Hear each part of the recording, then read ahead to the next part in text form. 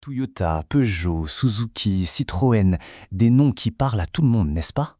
Aujourd'hui, on lance un décryptage sur le géant incontesté de l'automobile en Côte d'Ivoire, une pépite cotée à la BRVM.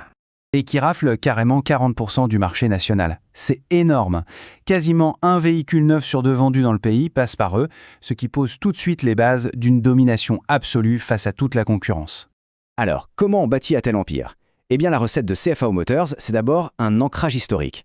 L'entreprise est présente localement depuis 1973.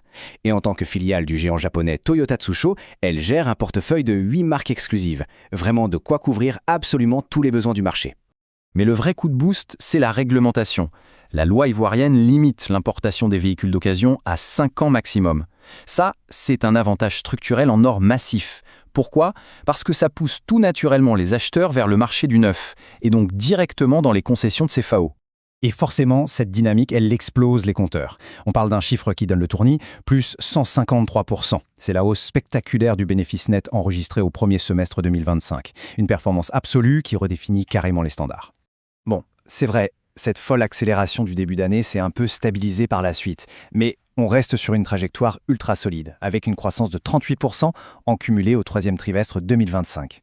Tout ça vient couronner une année 2024 qui avait déjà largement confirmé la rentabilité exceptionnelle de l'entreprise. D'ailleurs, parlons-en de cette année 2024, puisqu'elle a permis de distribuer un dividende très généreux de 3 milliards de francs CFA en août 2025. Du coup, tous les regards sont maintenant braqués sur la prochaine Assemblée générale convoquée en mai 2026.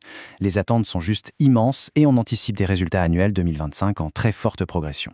Alors, quel est le verdict? C'est simple, on est face à une valeur de grande qualité, solidement positionnée sur un secteur africain en pleine expansion. Le cours de l'action reste très accessible et les dividendes sont réguliers. Bref, c'est indéniablement une dynamique financière à surveiller de très très près.